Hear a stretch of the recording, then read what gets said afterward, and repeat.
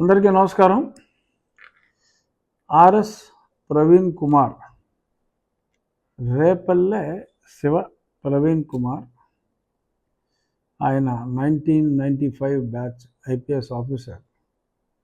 ఒక బుల్లి వెబ్సైట్లో N9 అనే ఒక వెబ్సైట్లో ఆయన ఒక సుదీర్ఘమైన ఒక ఉత్తేజభరిత అంటే కొందరిని ఉత్తేజపరచాలని, మరి తద్వారా కొన్ని వర్గాల మధ్య చిచ్చు పెట్టాలనే చిరు ప్రయత్నం కావచ్చు.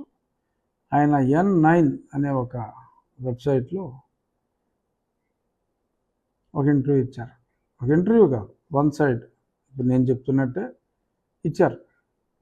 ముఖ్య సారాంశం ఏంటంటే 1993 బ్యాచ్కి చెందిన పివి సునీల్ కుమార్,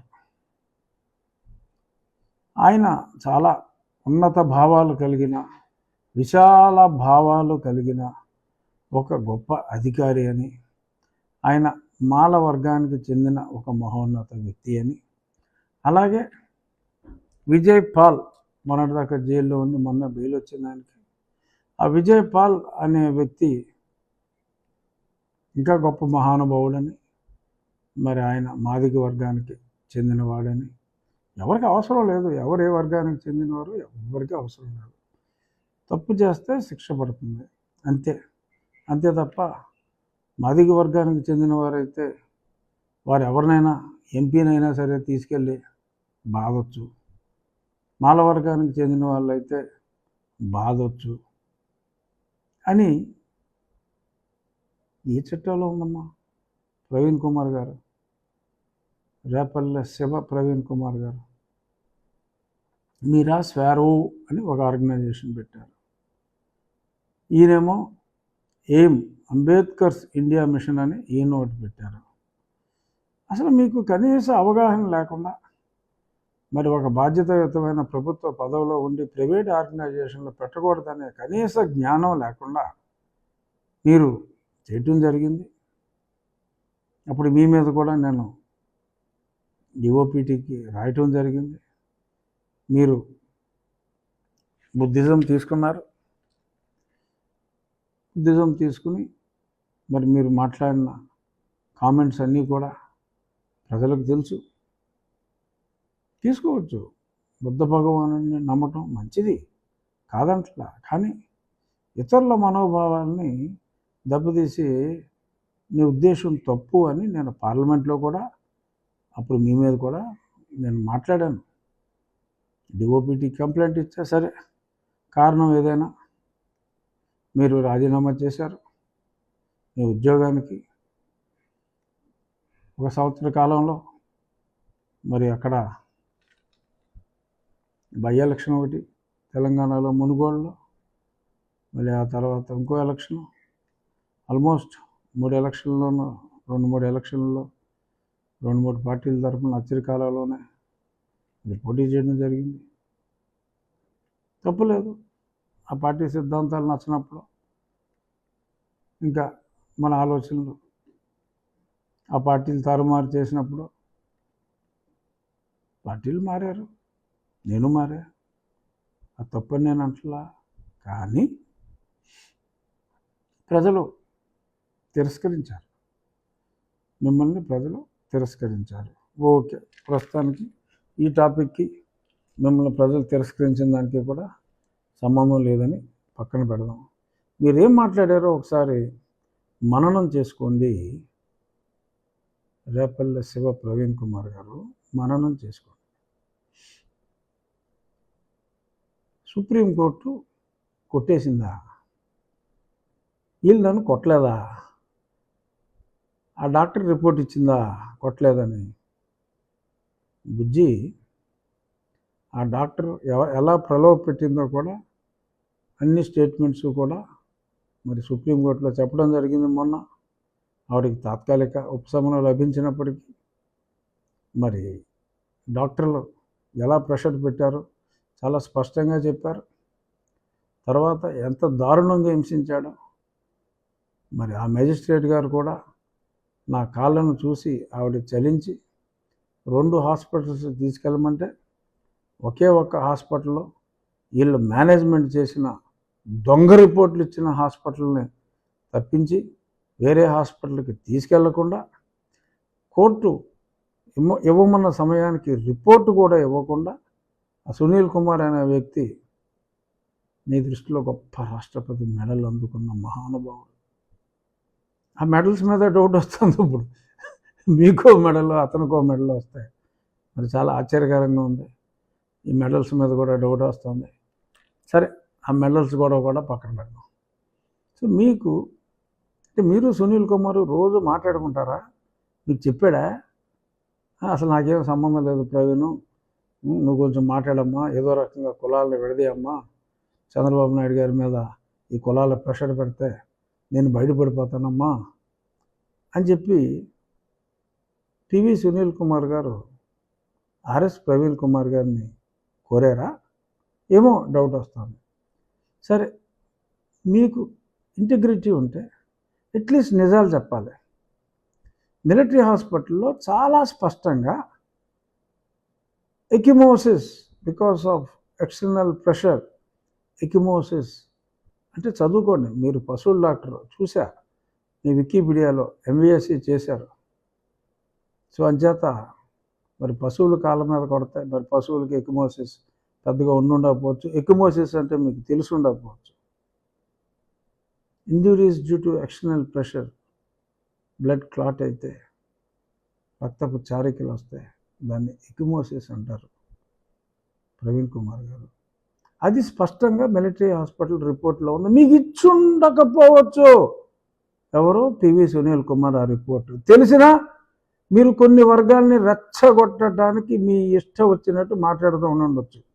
ఒక్కసారి విచక్షణ జ్ఞానం ఉంటే ఆర్ఎస్ ప్రవీణ్ అండ్ పివి సునీల్, మీదేదో ఛానల్, అది మీ సొంత ఛానల్ అయినా కూడా కింద కామెంట్స్ చూడండి. తిట్టకుండా తిట్టారు. అదేదో కూడా నాకు తెలియదు. నాకు ఇవాళ కొంతమంది ఫ్రెండ్స్ పెడితే నేను చూసి రిప్లై ఇవ్వడం నా బాధ్యత కాబట్టి నేను రిప్లై ఇస్తాను. ఎవరో మీ మాటలకు మోసపోరు. ఆర్ఎస్ అండ్ పివి మీరు రెచ్చగొట్టాలని చూసిన ప్రజలకు నిజం తెలుసు.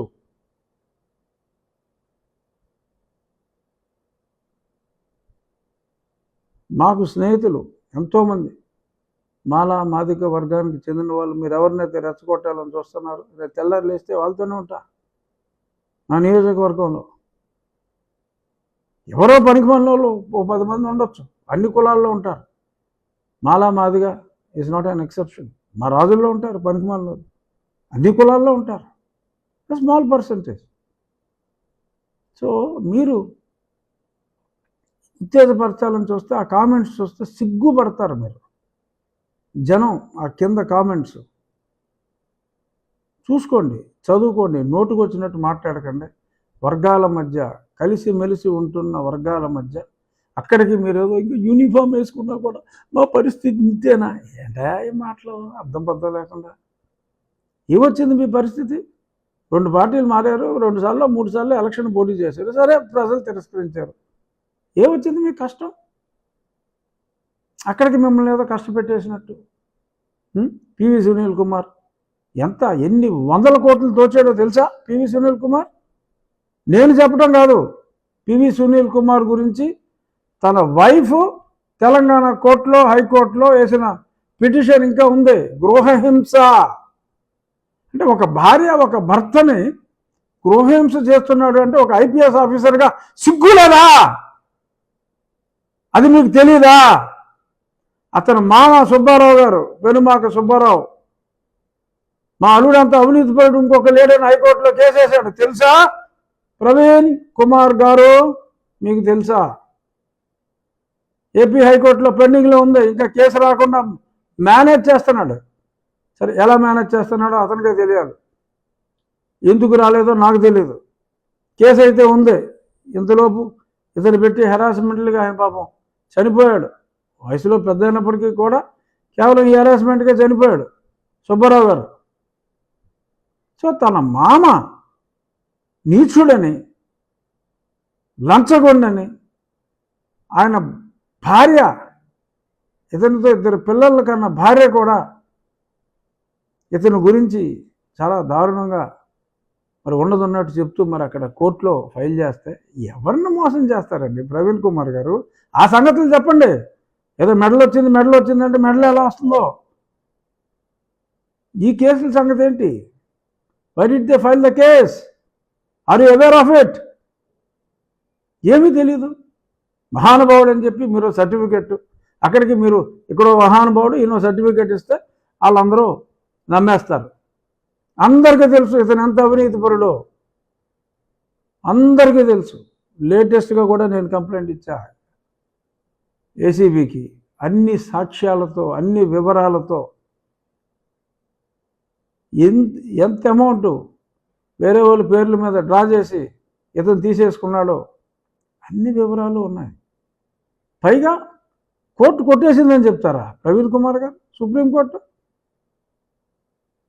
2 సంవత్సరాలు నా పోరాటం తర్వాత హీరింగ్ వస్తే హైకోర్టు ఏముంది అని అడిగితే హైకోర్టుకి వెళ్ళమన్నారు. ఇంకా హైకోర్టులో నేను సిబిఐ ఎంక్వైరీ అడిగింది ఉంటే, సరే ఒక మంచి ప్రభుత్వం వచ్చింది. గతంలో తానా అంటే తందానా అనేవాడు, ఆ ముఖ్యమంత్రి, అప్పుడు ముఖ్యమంత్రి తానా అంటే ఈ సునీల్ కుమార్ తందానా అనేవాడు. ఆ పనికిమాలిన ఆఫీసరు ఆ విజయపాల్కి నన్ను కొట్టినందుకు గాను వెంటనే నెక్స్ట్ మంత్ ఎక్స్టెన్షన్ తెచ్చుకున్నాడు. క్యాడర్ ఎస్పీయా? ఇప్పుడే క్యాడర్ ఎస్పీ, అడిషనల్ ఎస్పీ అతను అంతే.